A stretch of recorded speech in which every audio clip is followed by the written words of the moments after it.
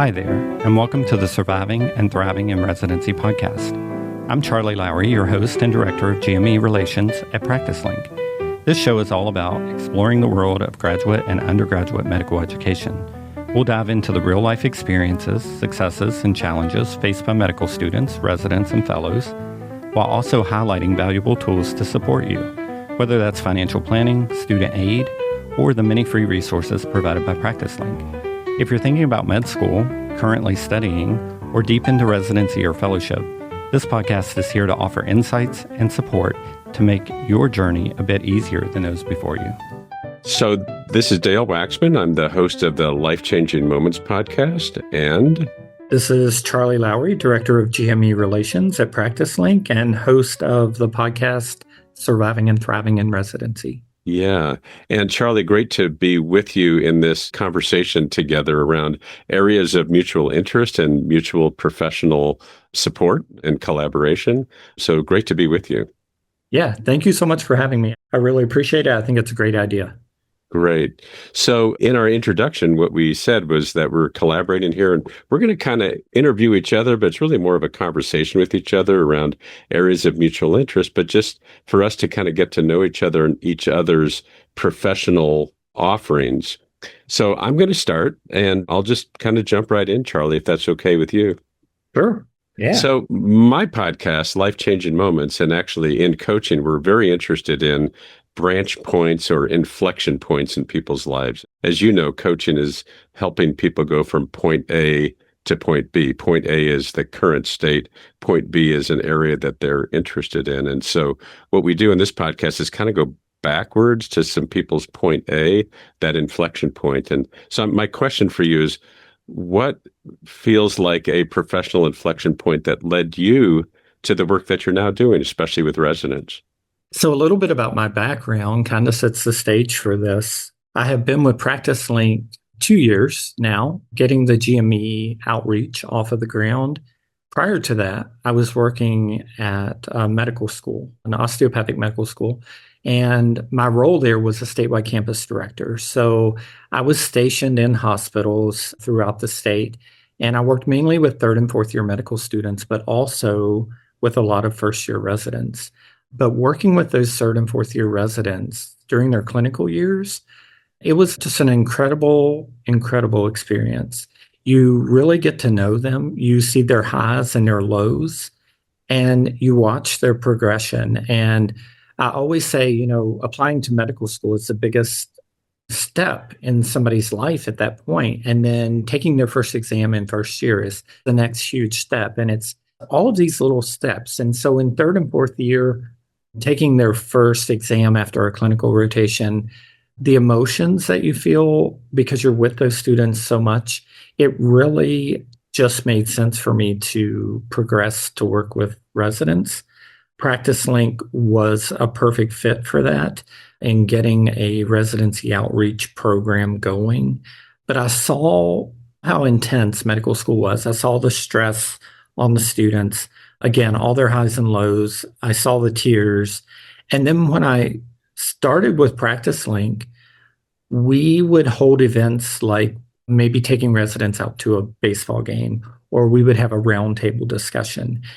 And it was amazing, the information they would share with me. We would talk about things like what's missing in your educational system and what can I do to help you? I am here to help you and support you on your journey. So a lot of things came up, first year, how stressful it was. They talked to me openly about CVs and student loans and contracts and what it's like to be an international medical graduate. And so that really just inspired my whole being. I thought there is a lot here that we can support. There's a lot that we can do to help them just take that tension away and that stress away. Any little piece of it that we can help along their journey, I feel like we can do. And so it took off. And I think probably that first roundtable discussion with those residents where they just opened up, I could tell they were very happy. Someone was interested to hear what are your struggles. And they were just very open and vulnerable and willing to share. And So I think that's a huge point for me in my life. Yeah, it Yeah. sounds like the work with medical students and hearing about their triumphs and travails. And because you also were exposed to kind of first year residents, but also just working with the third and fourth years and their advancement into residency, in some ways you kind of advanced with them. You know, the next phase is now you're specializing in supporting residents and especially towards longer term goals, you know, like for their career, right? Yeah, it's true. And when you go through that progression with them, you also build this relationship and this trust with them. And I think that's just a huge piece of the puzzle, knowing they have someone they can rely on, someone who I may not know the answer, but hopefully I can get it for you. Hopefully I have the connections to reach out and find out what it is that they need. So it means the world to me. Yeah, that's Yeah. neat. Yeah. You mentioned some of the things that came up as you were in roundtable discussions with residents, but I wonder if there were any surprises for you around what was on residents' minds early in your work with them around these roundtables and listening to some of their stories. Yeah, a big piece of it was the conversation went well beyond just the day to day in the hospital and medicine. There was a lot of talk. I always like to talk about well being and mind, body, and spirit come up in my podcast almost every episode when I'm talking with residents and with leaders in the community. But I think the biggest thing with the roundtables that we discovered was on the outside, all of these residents go into the hospital every day and they have this confidence and they're so competent. But inside, they're very open to share their uncertainties. And I think that their big thing is just having someone to listen and someone to hear the struggles that they have daily. I think it's real easy for everyone to forget. You know, when you go in the hospital, you see the residents there day after day. It's easy to forget that they have things going on outside of that hospital. They have some mental stress. They have maybe some lack of family support. They're far away from family. Some of them are doing this alone. Some of them, it's the first time they've been in the country. So they're doing their first year residency coming in without knowing anyone or knowing the system. And so those things really opened my eyes with the roundtable discussions. I was grateful to all of them. And again, that's a great way to develop a good relationship is just say, hey, what's going on with you? Tell me about your first year. Tell me, were you lonely? What would have helped you? What could I have done that could have helped you? What could Practice Link do for you? So that was nice. It was kind of eye opening to see how much they needed validation and connection. They were obviously heard and seen by you. And I'm just reflecting on what you're saying and having both been a resident as well as a faculty member, aware that there's some safety in you being the person that was asking these questions and listening to their answers. It wasn't a faculty member who they might feel is evaluative. So what a great service you're offering is this sort of outside anonymous confidential source for them to really share what's really going on with them. Yeah, it is. It's incredible. And, you know, it's a win win because any feedback I get that will help them on their journey, I can bring back to Practice Link and hopefully create something on our side of the dashboard that will help all of the residents that are struggling with the same issue. So it is great. And, you know, there's no recording at the roundtable sessions. I take notes and that's about it. But it's very confidential, safe space, and it's well received. So it's a good thing. So, Charlie, I guess, what I want to do is jump to a little bit more about Practice Link because our listeners, either through the introduction or because they're familiar with Practice Link anyway, mostly associated with assisting people with finding positions. And here we're talking about resident support. So can you share some more about what's the intention in Practice Link around supporting residents and getting you out there and listening to their stories and supporting them? So our CEO is just very passionate about working with residents. So Practice Link is a free platform for life. Residents can use things like our CV builder. We have free CV reviews. We have the podcast. We offer scholarships through the GME department. there's a world of things that are free. The job board itself, they can search for jobs throughout the country. They can filter those by immigration assistance or loan assistance. A lot of great free tools for them to use. As far as my role going out is really to help ease the burden and the stress and to help educate. I think if we can get out there and talk to residents about what it is you're looking for in a career, taking out maybe the salary factor and looking at a lot of other factors and trying to find a great match right off the bat for them, somewhere where they will thrive, somewhere where they will be happy, where their family will be happy. So we really just want to educate them. It helps the whole healthcare system. If they stay long term, they find what they like, they enjoy it, and they thrive. It's a win for everyone. So that's a big piece of it. Yeah, as you were talking there, you said we're helping them with matching their goals for their career rather than just going and getting a job. Yeah. And, and it's interesting that as I still work with some residents and I hear that language is like, well, I'm getting a job here, but there isn't as much about what does this mean for me long term? What am I interested in long term? There's more of I got to get a job after residency, but not a deep amount of thinking about the rest of life and how that's going to impact my choice of career, which are some of my answers when you ask me some questions a little bit later on about coaching. I mean, that's great. They're thinking about it when they're residents. So why not begin having that conversation with them? That's exactly right. And, the goal would be to really reach out more to medical students. I do a lot of work with medical students as well. And it's a different world when I tell them, one day you're going to have to find a career path. And they say, well, I'm just a second year. I always say it's never too early to really start thinking about these things. But I think the other factor there too is it's the support. It's saying, hi, I'm Charley Lowry. I know you're a second year medical student, but let me help you through the process. When you get to residency, it will be easier.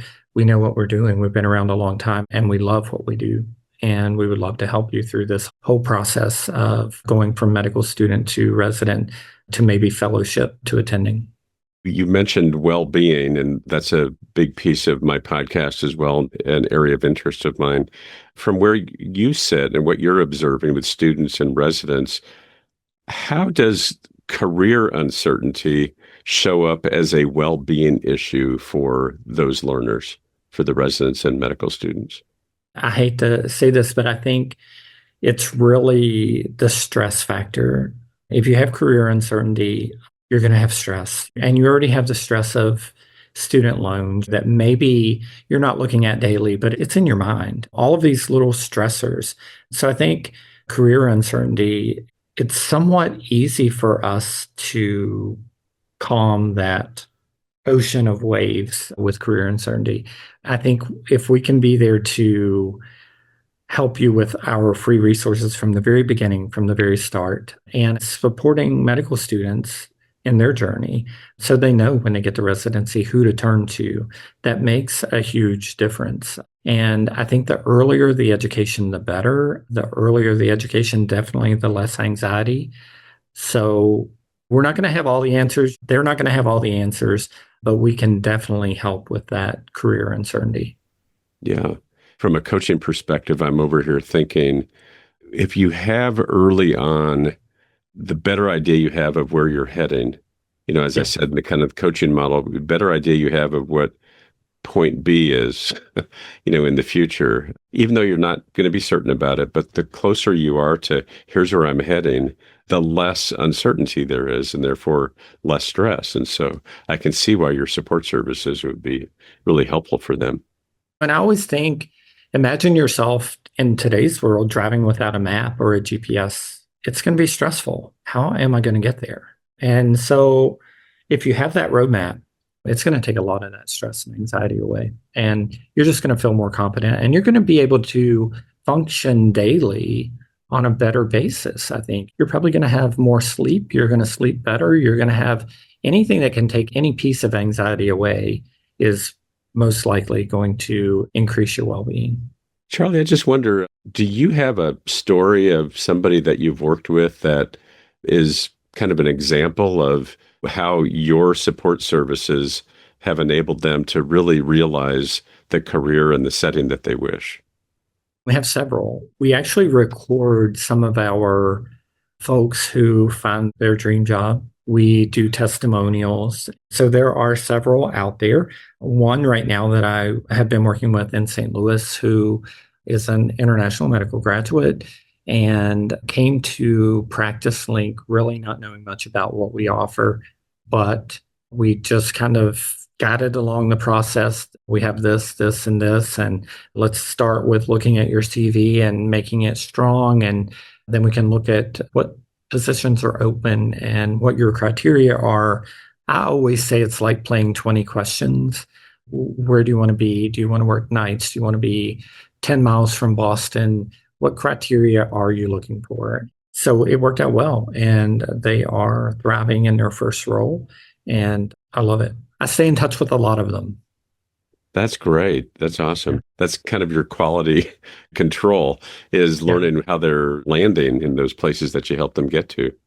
Yes. And they are very, very happy with Practice Link and how well it works for them. So I love to have testimonials from them just because even in the video clips with the testimonials, you can see how happy they are and how truly grateful they are to have some of that stress taken off of them when it comes to finding that right fit for their first career. Nice. Yeah. Well, listen, before we shift roles, is there anything else that you would like listeners to know about your work with residents or Practice Link or all the above that I haven't asked you about? One thing that definitely to watch for are the scholarships. So we offered 6 scholarships for the spring, this past spring, to residents and medical students, and 1 to an APP. And then for the fall, it just closed. We did have a partner, Premier Health, actually came in and partnered and sponsored 6 of the scholarships. So we provided an additional 3 through Practice Link for a total of 9 scholarships this fall that we'll give away here in a couple of weeks. So that's a great thing. There's not a lot of free money out there for medical students and residents, fellows, people who are thinking about opening their first practice. Great opportunity. And typically you apply just by answering a few essay style questions. We do a lot of webinars.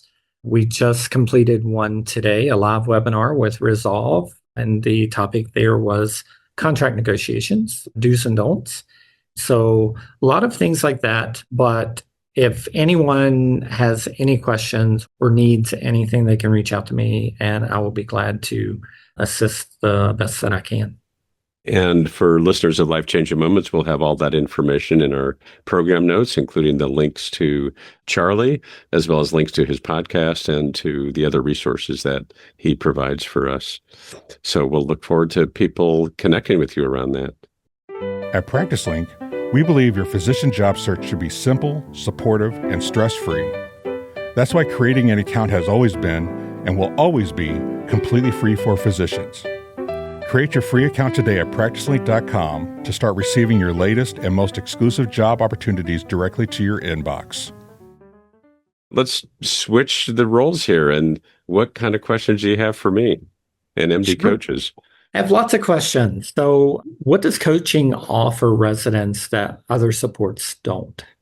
One of the things that's helpful is to delineate what coaching is and what it is not. And we've actually recently been in discussion with the medical school around the different support services for learners. And we're able to discern the difference between counseling, the academic support, and then also coaching support. And I think where coaching, how it differentiates from those is when somebody is challenged by, they want to get to a certain place, but they feel challenged by getting there. They have some barriers in getting there. Coaching literally helps people go from their current state to the future state that they wish. And it's an exploration. It's a conversation about what's getting in the way of that happening. A lot of times it's fixed beliefs about what one can and can't do. And a lot of coaching is challenging those beliefs, assisting people with thinking outside the box and opening them up to what else is possible. So specifically, when we're talking about residents, which I know is more your audience, we notice the same things that you're noticing.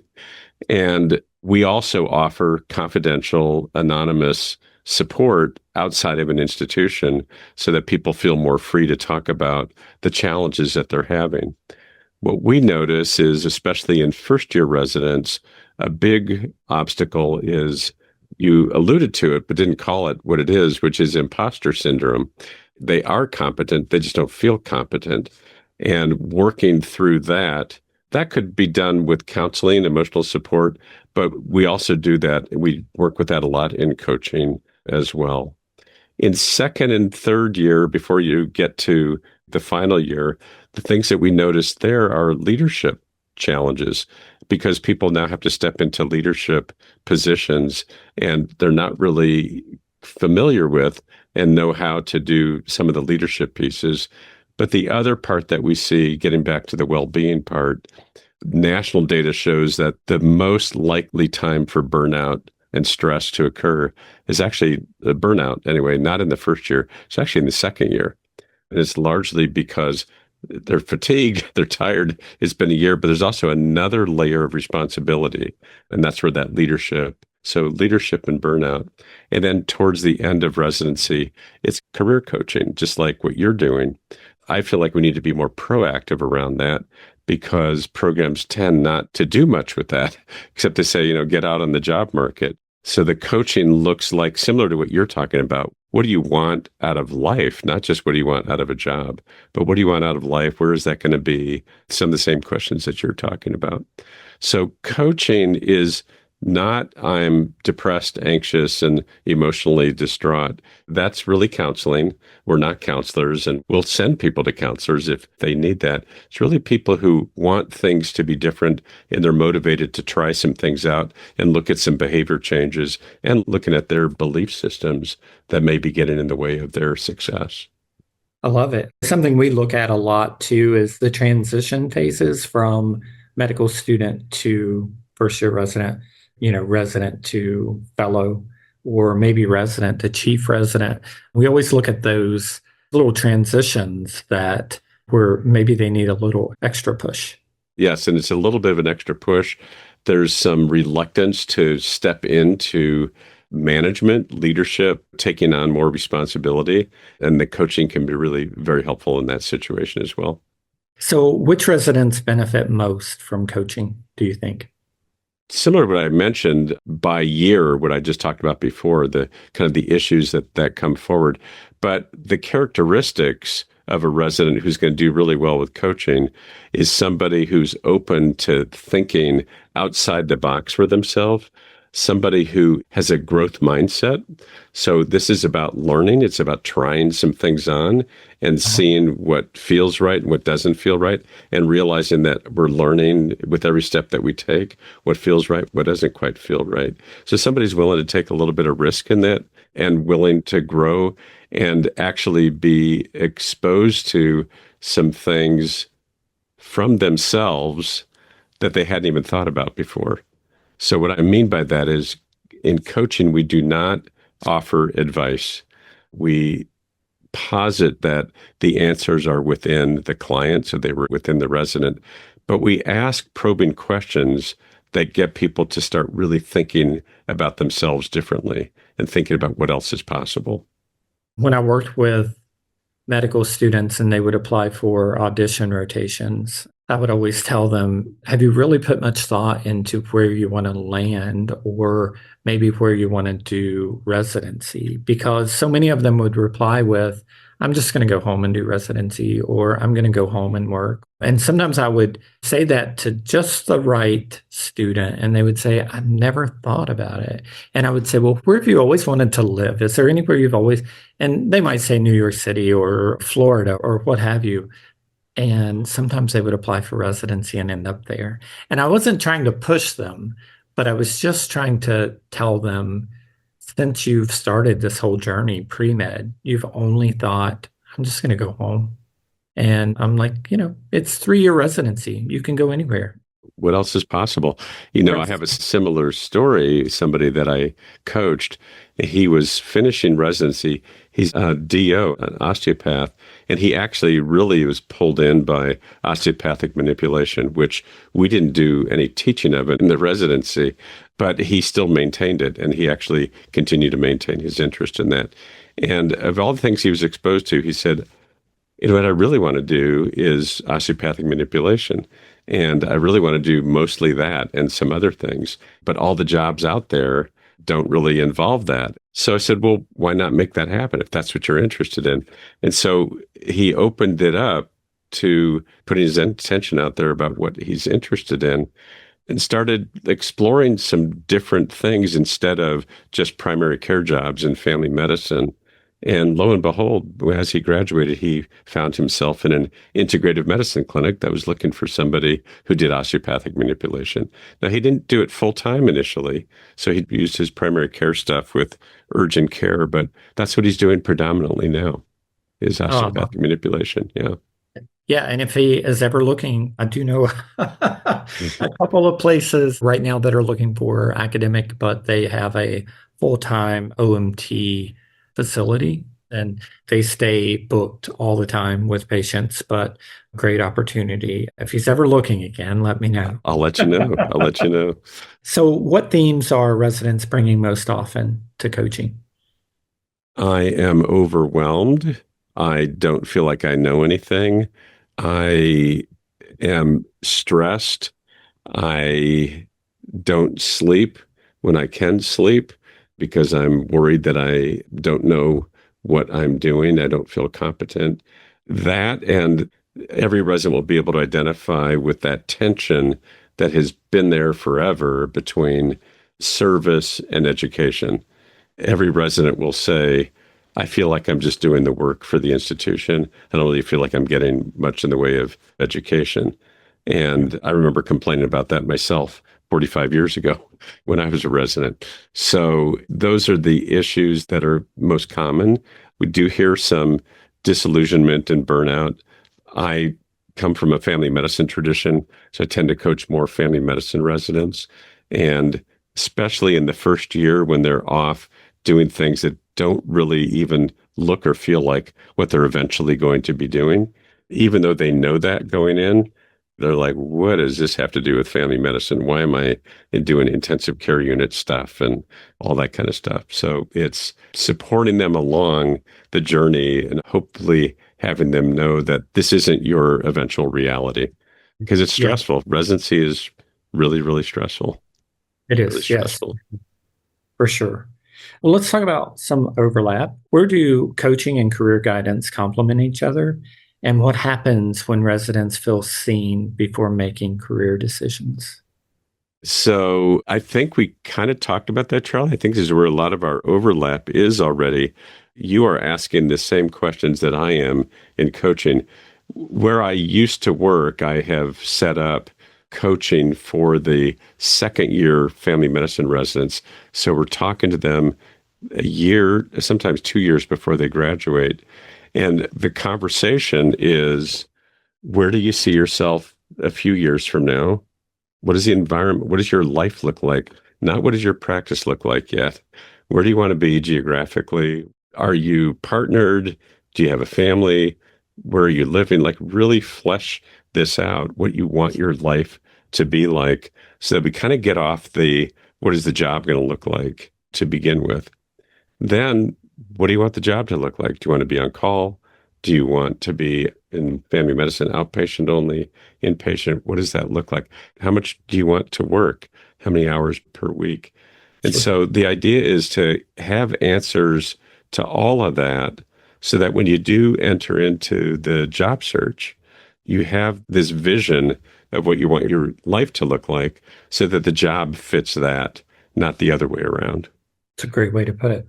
So one last question. I think we'll have a little segment here where we'll maybe go back and forth on looking forward, but how can we help residents move from survival mode to intentional choice?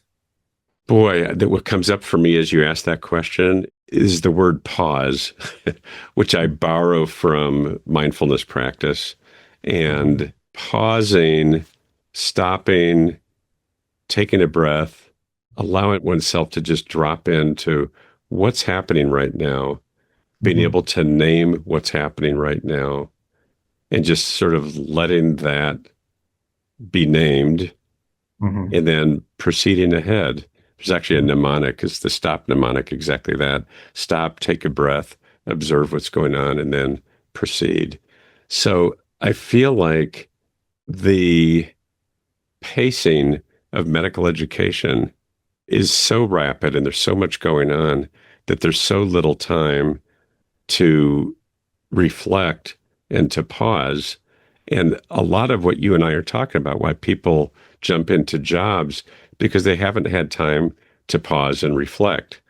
And so if at the very least you asking questions of residents and me asking questions of residents about what they want out of life gives them that time to pause and reflect on that rather than just continuing to be on the treadmill, the work treadmill. And so we're giving them that pause, which turns what's going on in their life into more intention. And when we ask those questions, they have to reflect on it. Yeah. And I think when we listen, and we actively listen to them, that helps. That definitely helps. Physicians, are you looking for the right practice in the perfect community? We can help. Schedule a quick free call with a PracticeLink physician relations specialist today. We'll connect you with recruiters and help guide you toward the job and place of your dreams. Visit PracticeLink.com for more information. We have a few questions that you and I developed that we both think we want to answer. So, you're around a lot of medical students, more than I am, and a lot more different residents than I am. So what gives you hope about the next generation of physicians? Well, I think that a lot of the residents I work with, they are asking life questions, not just job questions. I think that they are more aware. We've talked about work-life balance forever and a day. That's been around as long as I can remember. But I think that the residents that I work with are taking it to heart. And I love seeing that. I think that's a great thing.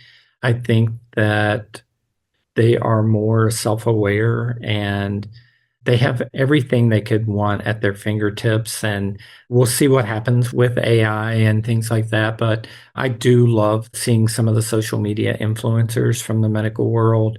I think they were doing great things, some of them. So I think there's hopefully some sustainability and some folks out there that are deeply patient-centered. And I think the residents I work with daily, they have hearts of gold and they're in it for the right reason.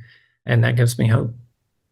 Yeah, I don't think I have a lot to add, but maybe echo a couple of things. Charley, the fact that this generation is more attentive to all of life, not just career, that, by the way, has created tension, amongst the older generations, as you probably know. So even me, who's been a well-being advocate for a long time, I'm like, wow, I can't believe they're complaining about, whatever, because we just didn't even have the opportunity to complain about that stuff back in my day. So I really try not to do the back in my day stories because it's not helpful, number one. But my point of it is because we'll just use the word balanced, they're more balanced, they're way less likely to get burnt out and end their career early because they already are restoring and rejuvenating and they know how to do that. And they know how to fill their cup back up so that they really are more present for patients, way better than my generation did. And again, I always ask that question, mind, body, spirit, how do you keep that in check? And their answers are usually spot on. They're very aware of that. And I love that because it didn't used to be that way. I just survived from day to day. I'm eating to sustain life, not really paying attention to what I'm eating, but the residents today, they're very aware of taking care of themselves. The other thing that you mentioned was patient-centered care. I actually did a whole fellowship on psychosocial medicine, and we were learning. The first thing we did was person-centered interviewing. It didn't even have a name back then. It was just more focused on what was the patient's experience, which was kind of radical from the training that I got. And the training that I got was very much a biomedical model, which is go grab medical information, make a diagnosis, and then say, here's the treatment plan. And we kind of forgot that there's a patient attached to that. And so my fellowship is all about really basically bring in humanism and person-centeredness. And that's what I did in my career, was teaching that. I've been retired from full-time teaching for 4 years, and I still do some observing of the residents. I just did it yesterday when they're interacting with patients. And my goodness, they are getting in medical school now what I've been teaching in residency. So we don't even have to teach in a residency anymore, about person-centeredness and high-quality interviewing, getting the patient's perspective, shared decision-making, all the stuff that didn't even exist back when I was in training. So that gives me a lot of hope also that we're going to be much more person-centered. Absolutely. That's key. So let me ask you a question. If, from your perspective, if residency were redesigned with well-being at the center, what would change? Well, of course, coming from my point of view, I think early career planning, that's part of well-being. That's taking away a lot of that stress. And I think maybe it being normalized to have a break and to rest and have that downtime. I think we need to look at people who are struggling but afraid to say so. We need to let them know there's help out there, regardless of what your issue is or your problem is. It's not a sign of weakness, it's being human. So I think maybe all of that. They need to keep in mind that residents are human beings. They are physicians second, but number one, they are humans. They go through things, they struggle, whatever it is. And that needs to be taken care of as a human. It doesn't reflect on them as a clinician to say, I need help or I'm struggling or what have you. So for me, that would be very important. What's come up for me as I reflect on that question, Charlie, is a little bit more specific, but it would be the result of well-being at the center. And the specific piece is there is always a stress on residents when they are part of a team. The team has a lot of work to do, and they feel a little under the weather. And on one hand, they're told, if you're sick, stay home. But on the other hand, they know if they stay home, it's putting a lot more work on others. So if well-being was front and center, there would be a system to pull in reinforcements so it doesn't overburden the team. And the reinforcements come in, and so people can feel very okay about self-care taking, because it is such a paradox in medicine that you learn early on to put your own needs aside for your patients, including illness. So there's some crazy stories about going to work when you're ill, like really crazy stories. I'll just share one that comes to mind. I can't even believe this. In a place where I was faculty member, this resident was on an emergency medicine rotation, and this is a while ago. All I know is she had a lot of GI problems, so she had a lot of diarrhea, vomiting, all kinds of bad stuff, and a fever. She's supposed to show up for an ER shift. So she goes there, and she goes, I'm really sick. I just don't think I can work. And she wasn't febrile, so they hooked her up to an IV, rehydrated her, and then said, if you're feeling better after rehydration, we could use your help. Get back to work, basically.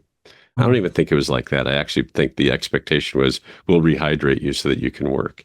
It's hard to believe that happened, but that kind of stuff happened, and probably still does to some extent. Anyway, so when we are really living the idea that your health matters, that would be well-being front and center in residency training. Yes, at all times. Yeah. There's just a lot of stigma with it. And I think that's just been the way it's been for so long, that a doctor can't really show weakness, or there's just this thing, a doctor shouldn't get sick. They're a doctor, right? They know all the answers. They know how to avoid getting sick. And all of that is silly, but it's still somewhat true to this day. I mean, we're in 2025, and it's all about well-being for me. Yeah. I think that's just a crucial piece of it. Right. We have one last question here that we can both kind of take a stab at. Charley, what do you most want residents listening to know right now? Something that, either a summary of what we've already said or something else that you want to add to what's already been said? There's a few things. Take advantage of any free resource you have. There are a lot of free resources out there. Take advantage of those. Use those to make your life easier if you can. Residency is not forever. It will end and you'll find your purpose and you'll thrive. So keep that in mind. I think words of wisdom for me would be find your community, find your people. You're not alone. There are a lot of people who may be going through the exact same thing and none of you are talking about it to each other, but know that you're not alone. And just keep in mind, again, residency is just a chapter in the book, and down the road, you'll look back and all of this will be behind you, but it will all make you a better person at the end of the day. So reach out for help if you need help. And if you don't know where to find that, call us. I mean, we can hopefully connect you with the right people. And that's a great segue to how I would answer that question, which is that in addition to all the things that you mentioned, Charley, is find people who feel safe to you, mentors, advisors, coaches, that when I say feel safe, often that doesn't feel like somebody who's in the same institution that you're in. It could be, but somebody that you feel very safe and that will hold whatever you're going through with confidentiality and doesn't have any kind of a conflict of interest, and lean on them. And I believe mentorship is a very wonderful thing to have throughout your career. And I've had several mentors. I still have mentors, and I'm in semi-retirement now. And to find those people early on, and these are people that have walked the path that you're now walking and can be really helpful in helping you move through that. Yeah, and I think as you progress through your journey, don't forget those preceptors who were phenomenal, and don't forget those mentors, and don't forget to be maybe a preceptor or a mentor yourself if you can. I think it's easy sometimes as we move forward, we forget some of the folks who helped us through life, but keep that in mind as you go along, that you can also be that light for someone. Well, Charley, this has been a great conversation. I really appreciate having the opportunity to co-interview each other and learn what each of us are focused on, but also the very large area of overlap between our professional lives. And so I'm looking forward to future conversations and future collaboration. Absolutely. Anytime, just let me know and I'll be glad to jump on, and I can talk forever. So there's a lot to talk about. We barely skimmed the surface. I can too. And so we'll also have to take this offline sometime, just have coffee together and we can talk all afternoon. Sounds good. All right, Thank you Charley. so much.